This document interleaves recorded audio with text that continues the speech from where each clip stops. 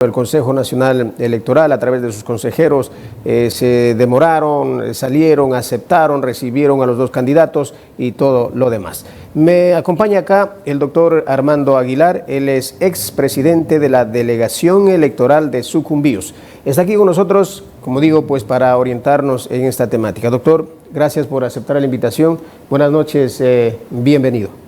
Muy buenas noches, don Luis Alfredo Chimborazo. Buenas noches a todos quienes hacen TVNet y a los amigos y amigas que a estas horas de la noche sintonizan este prestigioso canal de televisión. Un gusto estar con ustedes, don Luis Alfredo.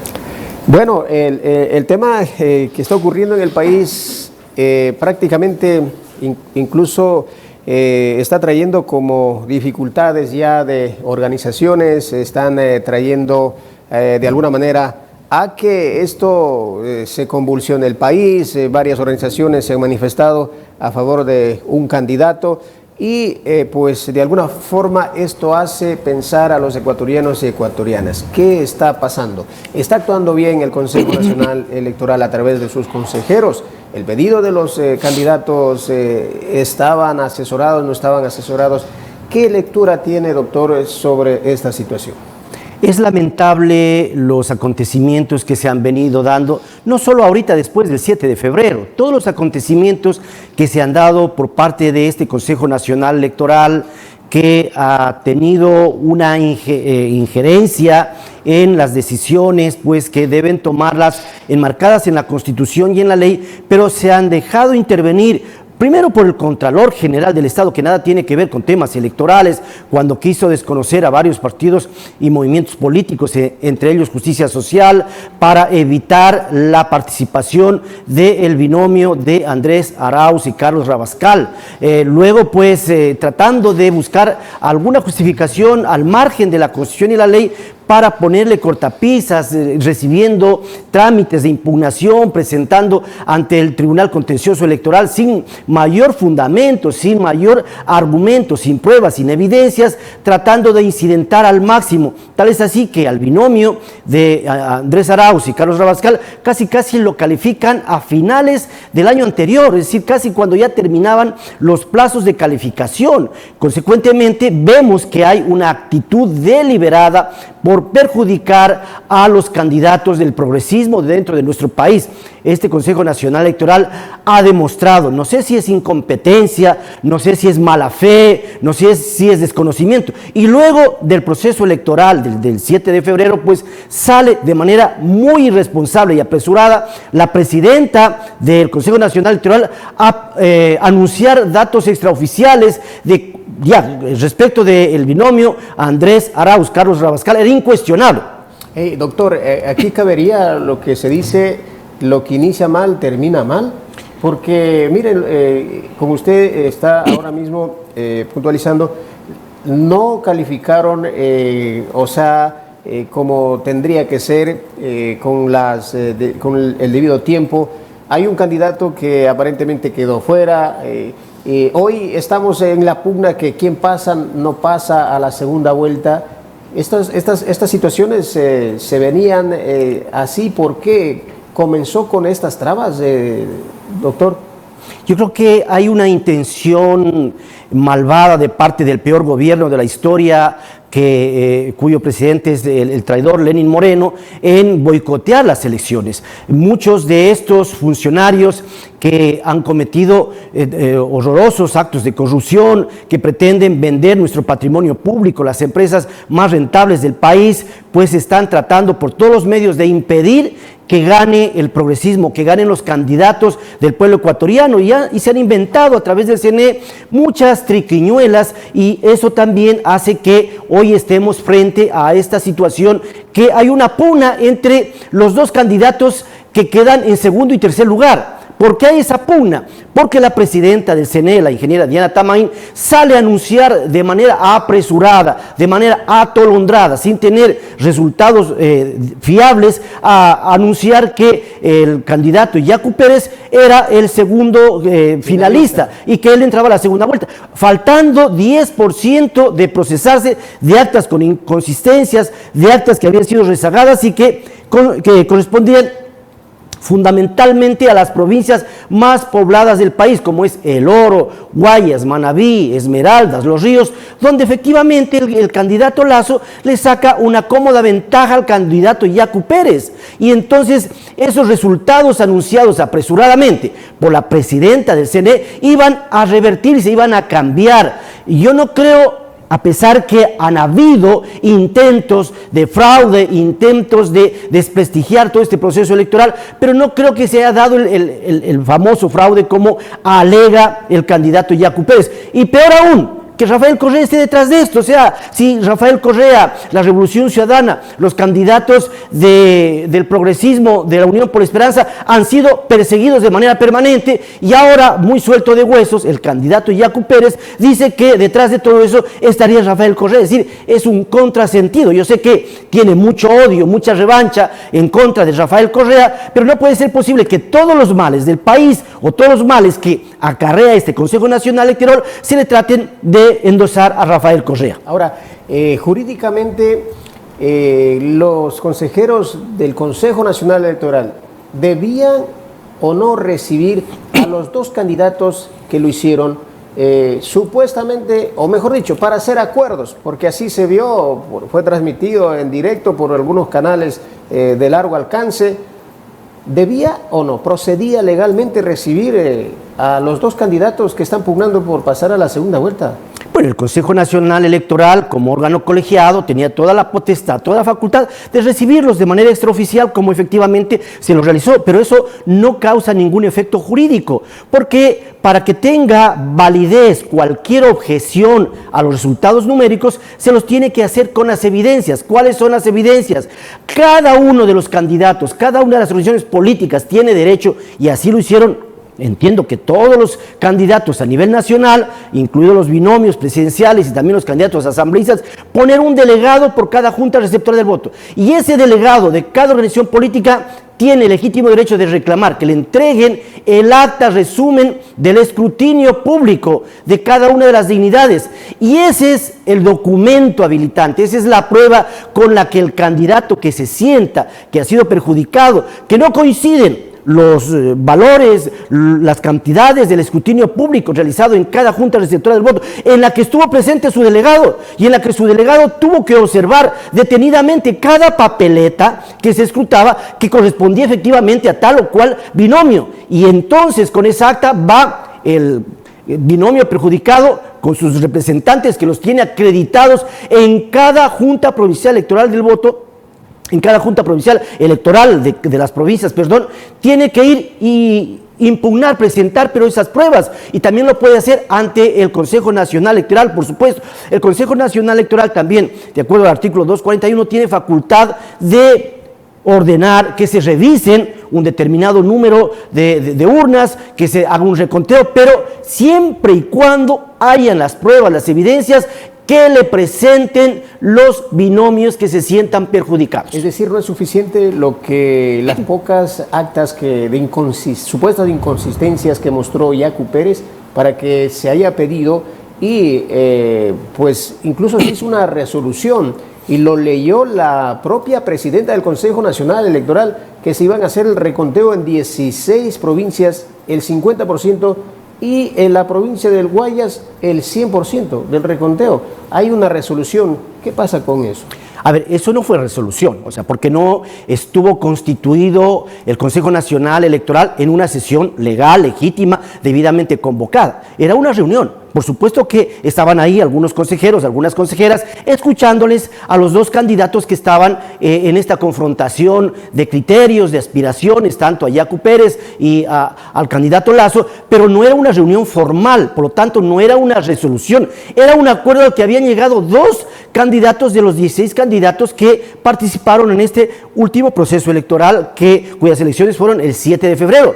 Para que exista resolución, el Consejo Nacional Electoral, a través de su presidenta, tenía que convocar a una reunión de los 5 consejeros, como efectivamente lo realizaron. No sé si fue el siguiente día o después de 2 días. Convocaron para conocer supuestamente un procedimiento que permita dar viabilidad a la aspiración de los dos candidatos, de Yacu Pérez y de Lasso. porque ya de Arauz les llevaba con 12% al que quede en segundo lugar, ¿verdad? Es decir, es incuestionable el triunfo en primera vuelta del binomio Andrés Arauz, Carlos Rabascal. Era el problema de los dos, pero no se pusieron, digamos, no hubo una resolución. Cuando esta resolución fue ya tramitada en el Consejo Nacional Electoral, no hubieron los votos. Consecuentemente, el acuerdo político al que llegaron Lasso con Yacu Pérez quedó en la nada. Además, Lasso se retractó y dijo, no, yo no estoy de acuerdo con lo que estuve de acuerdo. Es decir, reculó en su aparente transparencia, dijo, no, dijo, yo no estoy de acuerdo que se haga mediante el procedimiento legal. Probablemente tenga razón, porque para eso tenemos la Ley Orgánica Electoral de Organizaciones Políticas, Código de la Democracia, y aquí claramente establece cuál es el procedimiento. Establece cuáles son los pasos que hay que seguir para objetar los resultados numéricos. Justamente, doctor, al regresar de la pausa, quisiéramos que nos comparta, para ir un poco orientando a nuestros lectores y a nuestros televidentes más que todo, cuál es realmente la situación y cómo se debe salir de este problema, porque deben salir. El Consejo está en manos del Consejo Nacional Electoral, en que tienen que resolver este problema, porque los dos candidatos no van a resolver. Ellos lo que quieren es pasar a la segunda vuelta a como dé lugar. Al regresar de la pausa, doctor, para que nos pueda orientar bajo ese código de la democracia. Enseguida regresamos.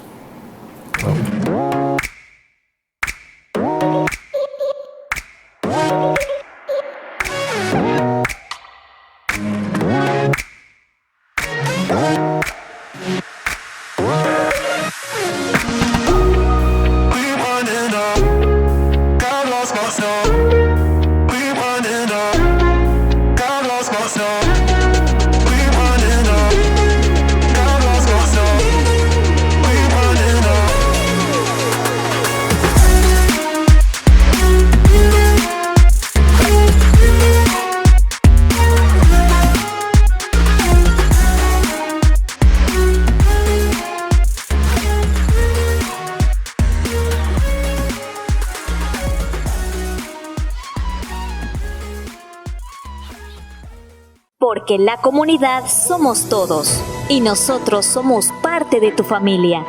TVNet Noticias en la comunidad, más cerca de ti, de lunes a viernes desde las 7:30 hasta las 8:30 de la mañana, bajo la conducción de su amiga y servidora, Viviana Alejandro.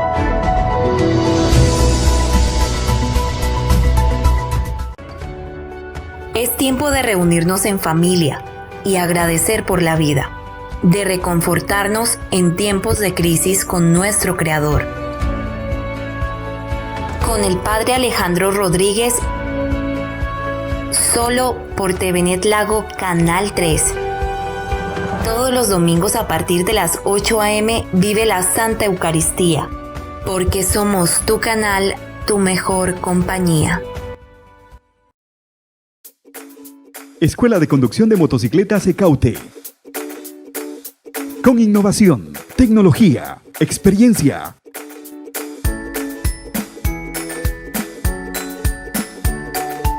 Evaluación psicosensométrica. Instructores profesionales capacitados. Escuela de Conducción de Motocicleta ECAUTE.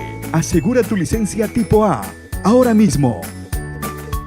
Dirección Avenida 20 de Junio y La Tacunga, Lago Agrio. Aprenda a conducir motocicleta profesionalmente. Fin del espacio publicitario.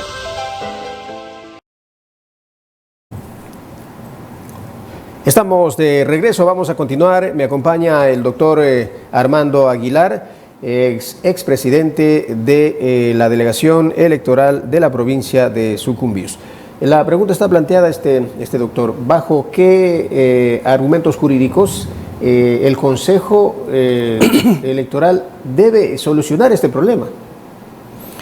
Bueno, mi estimado Luis Alfredo, primero, los resultados numéricos, cuando hayan incorrecciones, inconsistencias, se presentan la petición de corrección en las propias juntas provinciales electorales. Es decir, hay delegados de cada movimiento, de cada partido político, de cada binomio, y tienen que presentar. Eso lo hacen después de notificados los resultados en los siguientes 2 días. la Junta Provincial Electoral tiene 3 días para resolver respecto de esas correcciones solicitadas. Ya una vez que resuelven los 3 días, notifican esa resolución de la Junta Provincial Electoral, nuevamente los sujetos políticos tienen 2 días para presentar objeción al Consejo Nacional Electoral. El Consejo Nacional Electoral tiene 3 días para resolver respecto de esas objeciones. En caso de que encuentren méritos suficientes, de que hayan las pruebas, de que se presenten las actas con inconsistencias y crean que es pertinente aperturar algunas de las urnas electorales para hacer el conteo voto a voto, puede ordenar el Consejo Nacional Electoral, pero siempre y cuando le hayan presentado las pruebas físicas, que son las actas de escrutinio, las actas de resumen de escrutinio, que cada uno de los delegados de control electoral en cada junta receptora del voto tiene que, cada binomio, cada candidato, ubicar ahí y exigir que se le entregue, que esa es la única evidencia para poder comprobar que hubieron algunas inconsistencias. Si es que no hay eso, lo único que se pretende es obstaculizar, obstruir todo el proceso de elección popular, y eso nadie lo va, digamos, a procesar. El reconteo sería entonces de todas las actas que el afectado demuestre que hay inconsistencia, no más. Por supuesto, de todas las actas que se pruebe que existen inconsistencia, que existen irregularidades.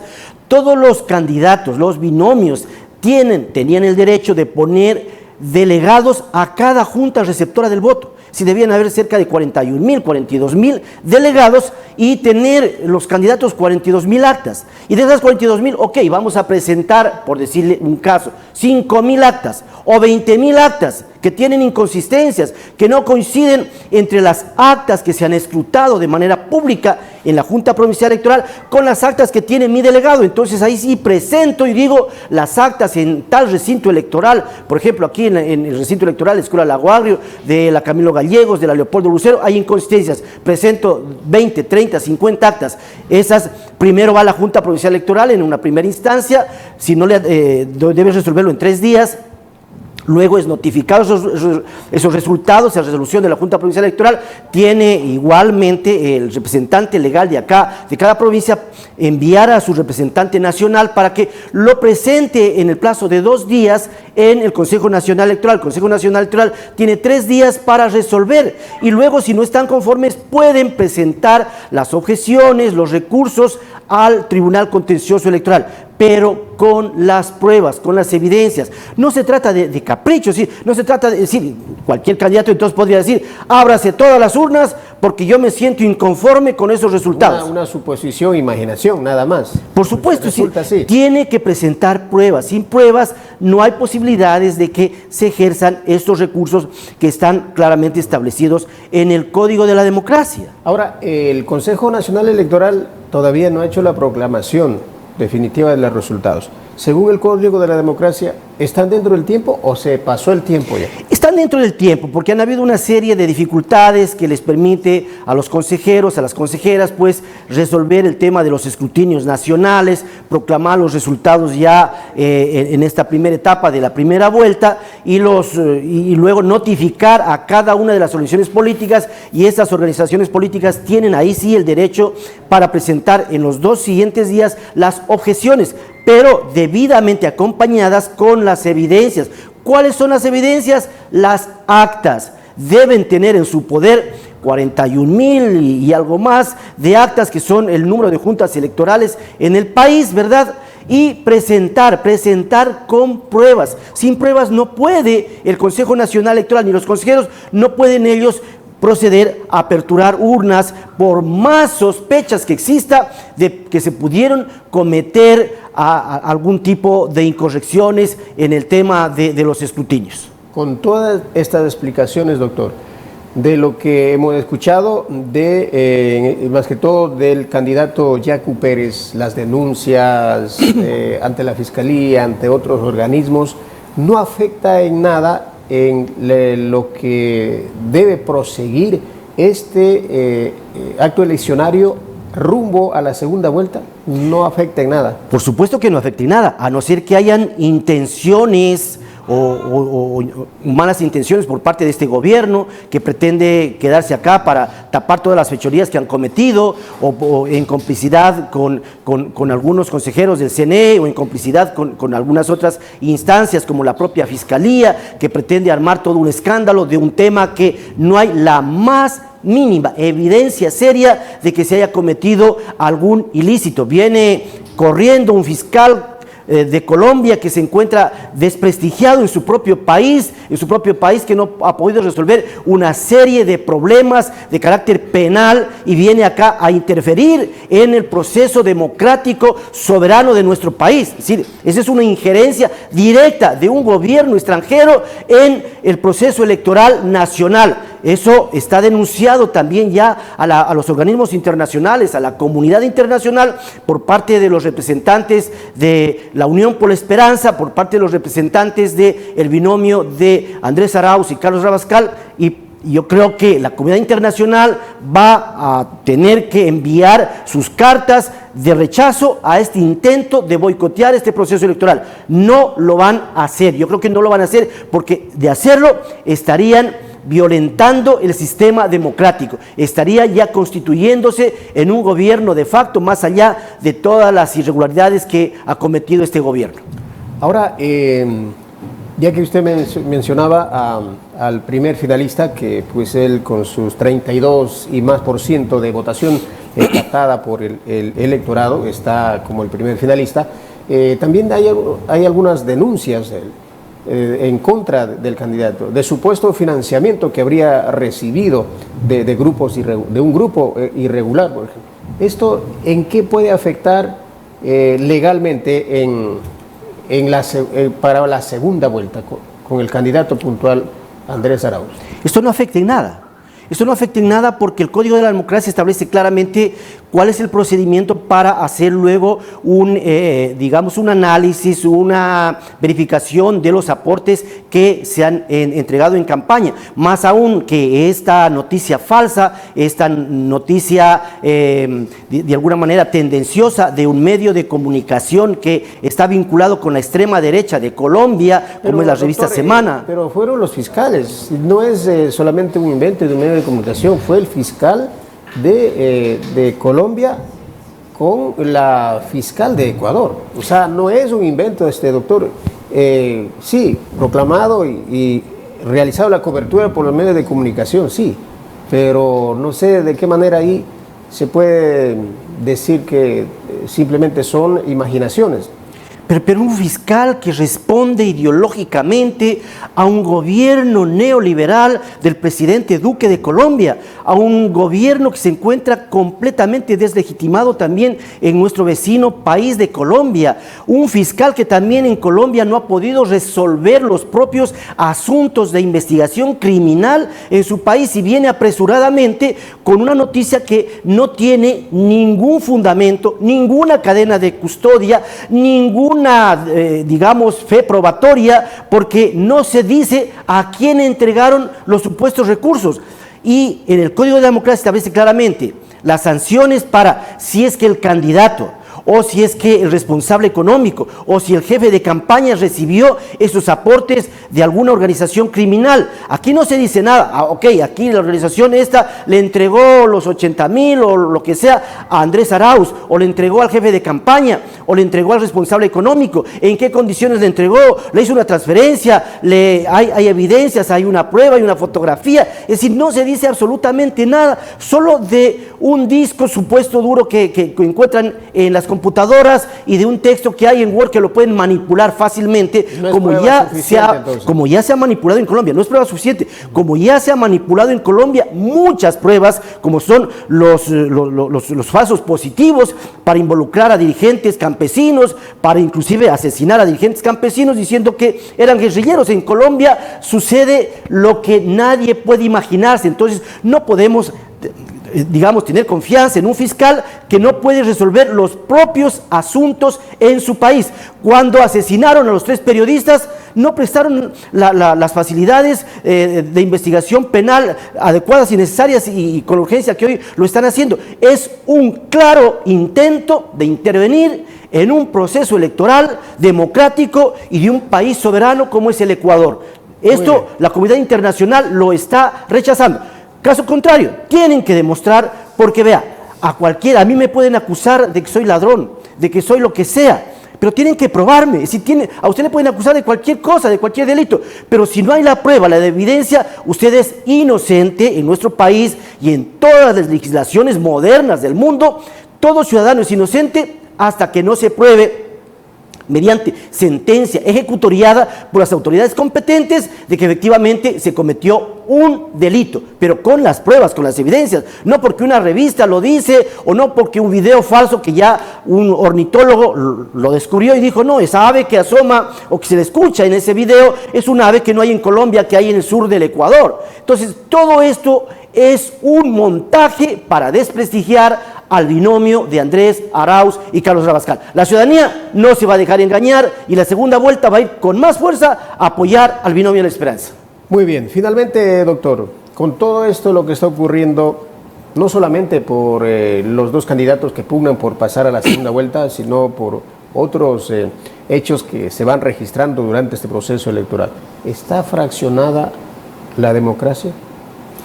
No, yo creo que va a salir fortalecida. La democracia va a salir fortalecida, porque más allá de las expresiones a veces irreflexivas del candidato Yacu Pérez en contra de Rafael Correa, en contra de los candidatos del progresismo, más allá de esas expresiones que digo a veces son, que responden de pronto a algún resentimiento del pasado, en el país, en el Ecuador, el 7 de febrero se le ha dado un duro y mortal golpe al neoliberalismo. Se le ha dado un duro y mortal golpe a la derecha ecuatoriana. Ha ganado el progresismo, ha ganado con los candidatos de Andrés Arauz, Carlos Rabascal, y han ganado también los candidatos de Pachacuti, que son candidatos que responden a una necesidad de un cambio democrático y de un cambio en función de los derechos, de los verdaderos intereses del pueblo ecuatoriano. Lo que hay que hacer es un llamado a las bases, a los dirigentes de Pachacuti, de hacer un bloque común, un bloque progresista para defender nuestro país, defendernos del neoliberalismo, defendernos de las recetas del Fondo Monetario Internacional que pretenden arrebatarnos las empresas estratégicas, que pretenden arrebatarnos nuestro patrimonio nacional, a defendernos todos. En esta segunda vuelta les invitamos a que todos nos sumemos para recuperar la patria, la soberanía en nuestro Ecuador querido. Muy bien, doctor, muchas gracias por haber concedido esta entrevista y estamos sin duda muy atentos a lo que está ocurriendo en el país y a ver cuál es el desenlace, porque como dije, la segunda vuelta es el próximo 11 de abril y lógicamente esta tiene que darse. Yo entiendo que en las próximas horas el Consejo Nacional Electoral va a pronunciarse ya con los resultados oficiales y ahí se conocerá quién finalmente pasa a la segunda vuelta. Gracias, doctor, por haber estado aquí esta noche. Muchas gracias, Luis Alfredo. Un gusto. Con esto les agradecemos a ustedes por habernos acompañado en esta noche. Gracias, que descansen.